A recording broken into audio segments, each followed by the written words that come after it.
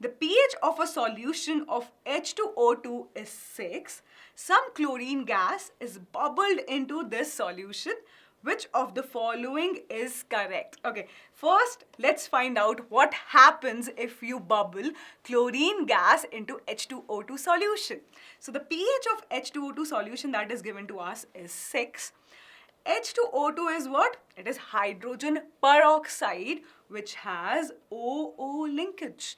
And this linkage, this bond is not stable. It's very unstable and very weak. So it decomposes to give what? To give H2O and half O2. Right, so when you are bubbling chlorine gas into the H2O2 solution, it actually reacts with H2O and half O2 to give you what? To give you 2 HCl plus O2.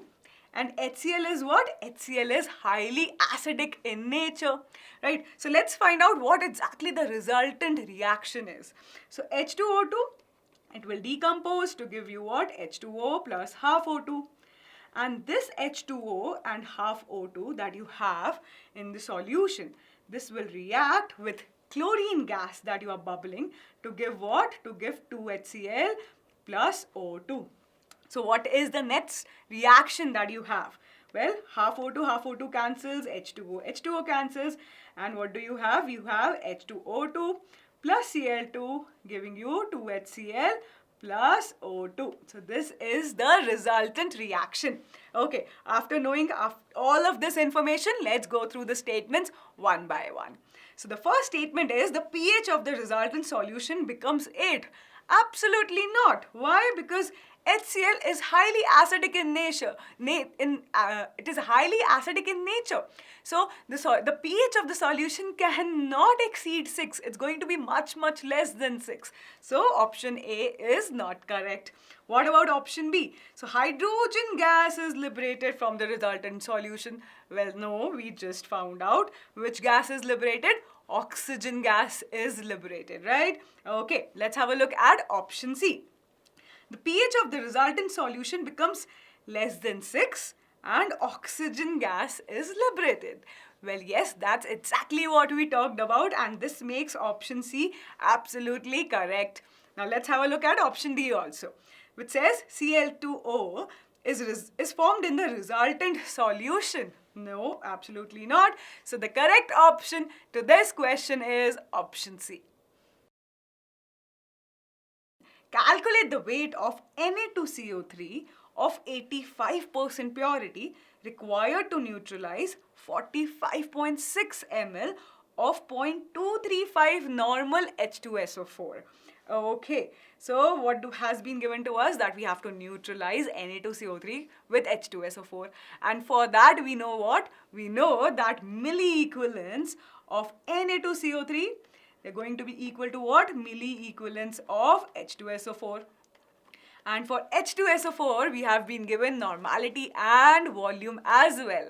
So we know that the number of equivalents is equal to what? Normality into volume. And number of milliequivalents will be equal to what? Normality into volume, but volume will be in milliliter. Right? So, and that is exactly what has been given to us. So normality is what? Normality is 0.235 and 0.235, and volume is what? Volume is 45.6. Now, we need to know milliequivalents of Na2CO3, but we have not been given normality or volume, but we do know that equivalence of Na2CO3 is equal to what? Weight of Na2CO3 divided by equivalent weight of Na2CO3. And what is equivalent weight of Na2CO3? That is molar mass divided by its N factor. What is molar mass of Na2CO3? Let's calculate. So 2 into 23 plus 12 plus 3 into 4 into 16. So this will be equal to what? 46 plus 12 plus 48, that is 46 plus 60, that is 106 gram per mole. So weight, that is the given weight of Na2CO3, that is what you have to find out. It would be divided by equivalent weight. That equivalent weight is equal to what? Molar mass divided by N factor. Now we know the molar mass. But what is the N factor of Na2CO3? Well, for a salt, it is equal to total cationic or total anionic charge. And we have what? We have Na2CO3. So it is going to exist as what? 2Na plus CO3 2 minus. So total cationic or anionic charge is what? It is 2. So this becomes 106 divided by 2. So this 2 will go into the numerator. This will be equal to 0.235 into 45.6. Now weight of Na2CO3. This is going to be equal to 0.235 into 45.6 divided by 2 multiplied by 106. But we did a mistake here. This is what? This is just the equivalence of Na2CO3.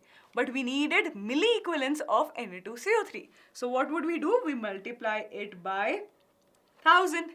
So we'll also have 1000 here in the denominator. Okay, so now let's remove the decimals. So this will be 1000 one more in the denominator, and then this will be 10. Okay, so this is 456. Okay, now let's approximate, because this is going to be very difficult for you to solve without approximation. Okay, so let's approximate here. So let's make 106 as 100, and there goes 2 zeros, right? So 2 2s are 4, 2 2s are 4, 2 28, 6 are 8s are 16, right? So here let's make it as 225. Now 5 4s are 20, 5 5s are 25. So here it will be what? 5 2s are 10, 00. Okay, now let's make it as 44. So this will be 22 and this will be 100. So what do you have? You have 235 into 22 divided by 100 into 100. Okay, now let's approximate. So 235 into 22, we can write it as what? 11 into 2 divided by 100 into 100. Okay, so 235 into 11, right? That is very, very easy calculation. 235, you write across, then 235. So this comes up to be 5852. Now here you have to multiply it by 2 also. So 1, 0, 2, 6, 2 8s are 16 plus 1, 17. 1 here, 2 5s are 10 plus 1, 11. 2 2s are 4 plus 1, 5. So you get what? You get 5170 divided by 100 into 100. So this comes out to be what? 0.517. Okay, now is this your correct answer? Well, no question, no option is actually much closer to the option, to the solution that we have found out. This is not exact, this is approximate, yes, but it's still not closer to any one of the option, not much closer. So why is that? Because we have Na2CO3 which is only 85% pure. What does that mean? That means that this is not the correct solution. This is not the correct answer. This is the correct solution, but this is not the correct answer. So, if the sample is only 85% pure, that means there are 85 grams of Na2CO3 in 100 gram of sample. However, we need what? We need approximately 0.517 grams of Na2CO3. So for that, how much of sample should be there? That is what we need to find out. So that would be 100 divided by 85 multiplied by 517 divided by 1000. So 100 cancel out. This is what? 517 divided by 85 into 10.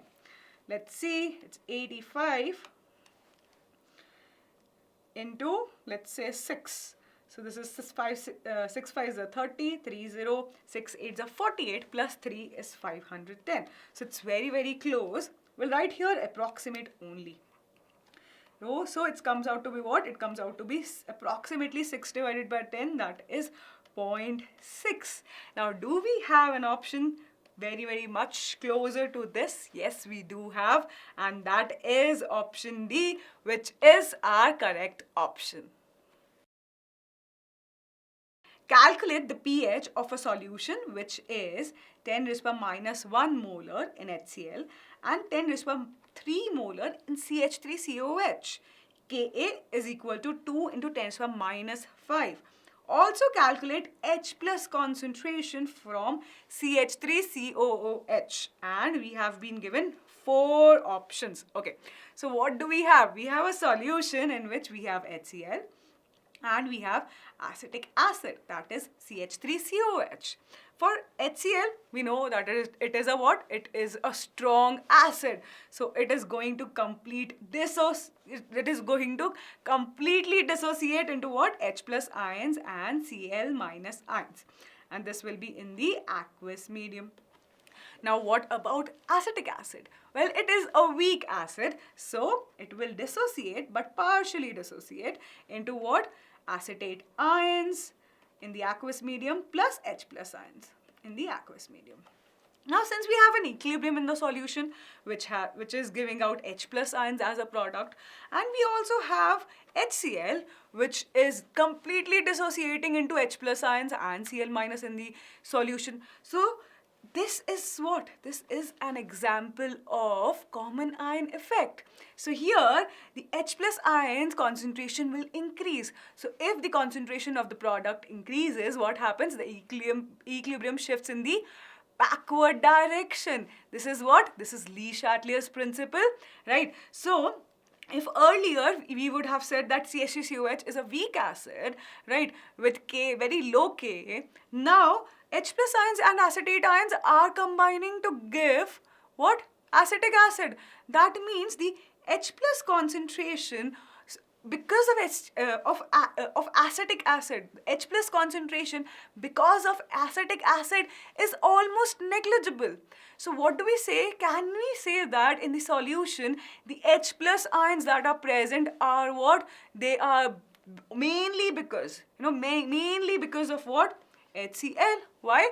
Because the H plus ions that are present in the solution because of acetic acid, they are almost negligible. Right? So, what has been given to us? We have been given that the molarity of HCl, the concentration of HCl is 10 raised to minus 1 molar. And we have to find out the pH of the solution.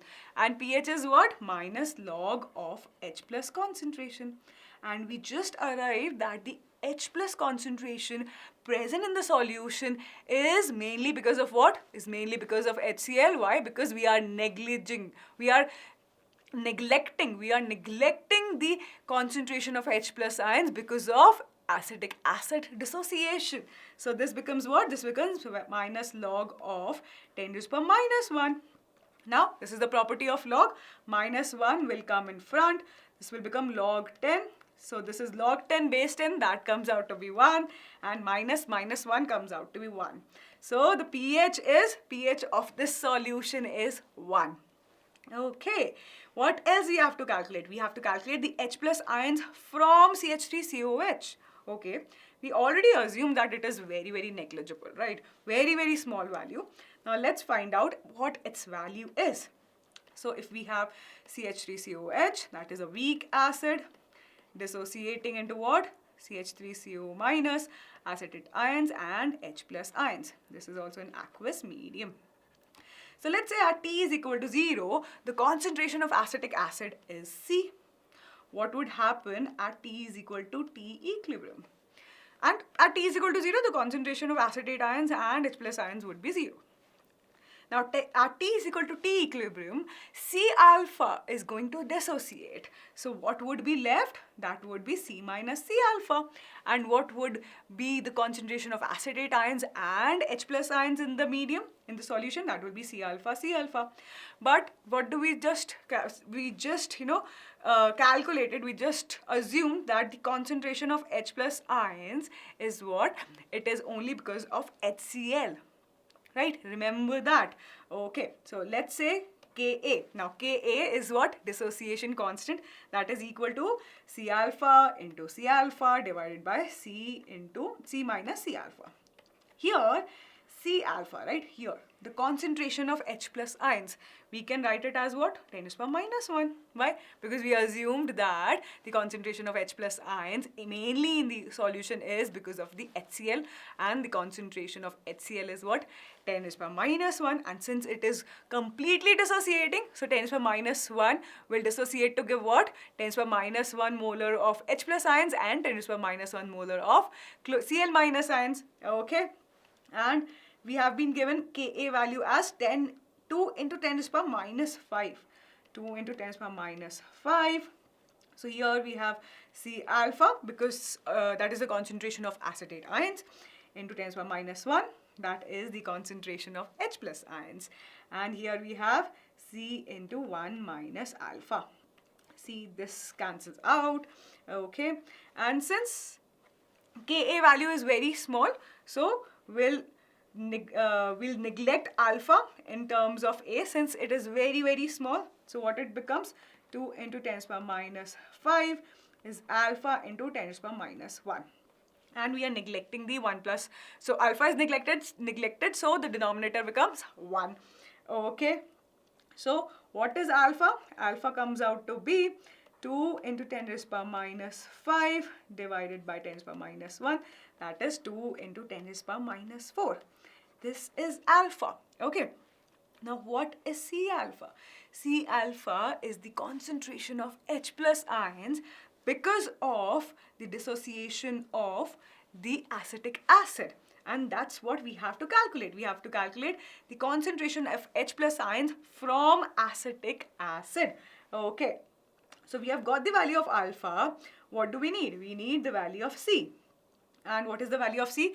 That is 10 to the power minus 3.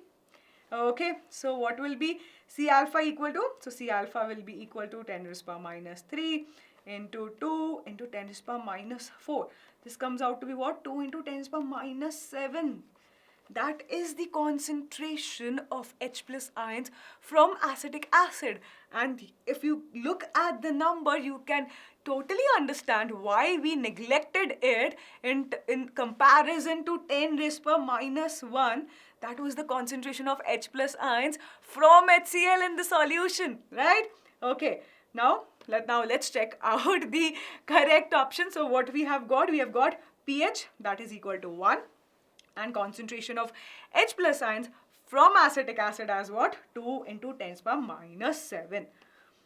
Okay, so option A, well, at first glance I can see option A is absolutely correct. So the correct option to this question is option A.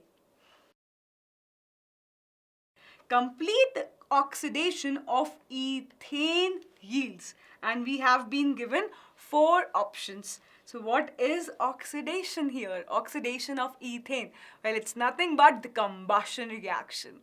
The reaction of ethane with sufficient amount of air to give what? To give CO2, that is carbon dioxide, water, and enormous amount of heat. So the combustion, complete combustion of a hydrocarbon. What happens in that? So if we have a hydrocarbon, it reacts with excess amount of air, or we can say sufficient amount of air, or oxygen, because we have oxygen in air, to give us what? To give us carbon dioxide and water. And large amount of heat is evolved during this reaction. So if we have ethane, so what would we have? CH3. It will react with oxygen. So what would happen? Oxidation takes place. So the oxidation of carbon takes place, and what it converts into? It converts into carbon dioxide. And oxidation of hydrogen also takes place, and it converts into water. And we have lots and lots of energy being evolved in this reaction. That's what exactly the complete oxidation of ethane is. Now let's have a look at all the options given to us and find out the correct option. The first one is ethanol. No. So this is not complete oxidation. It is oxidation, yes. Why? Because oxygen is being added to ethane to give us ethanol. But it's not complete oxidation. Ethanoic acid. Well, this is also not the correct option. This is what? This is partial oxidation. This is not complete oxidation. So the ethane on partial oxidation is going to give ethanoic acid, but on complete oxidation it will give what? It will give carbon dioxide and water and heat, which is our option C. That is the correct option. Water and carbon dioxide. Option D is also wrong. Why? Because ethanol, that is CH3CHO, that is also an oxidation of ethane, that is, but that is not complete oxidation. That is partial oxidation of ethane. So the correct option to this question is option C. In the complete combustion of butane, the number of oxygen molecules required is, and we have been given 4 options. Okay, so what is complete combustion? Well, it is the reaction with sufficient amount of air or oxygen, since air contains oxygen, to give carbon dioxide, water, and enormous amount of heat is involved in this reaction. So if we have butane, which is what? C4H10. Right? 4 number of carbon atoms and an alkane, so C4H10 plus oxygen. So it is reacting with sufficient amount of oxygen to give what? To give carbon dioxide plus water and plus heat is evolved here, right? Humongous amount of heat is evolved. Okay, now what do we need to find? We need to find the number of oxygen molecules required. Well, this is a very, very easy question. What do you have to do? You just have to balance the equation and you are done with it, right? So how many carbon atoms in the reactant? So we have 4 carbon atoms in the reactant, so we'll put 4 in front of CO2. And how many hydrogen atoms in the reactant? That is 10. And we have H2O, which has 2 hydrogen atoms. So one molecule of H2O has 2 hydrogen atoms. So if we want to have 10 hydrogen atoms in the product side, then we'll put what? 5 in front of water, right? So now what is left? We just have to balance the water, the oxygen. That's exactly what we need. So here what do we have? We have 8 atoms of oxygen, and here we have 5 atoms of oxygen, which is 13. So if we put 13 in front of oxygen, would that be right? No. Why? Because this makes it 26 atoms of oxygen, because we have O2 here, right? So if we divide 13 by 2, that would mean what?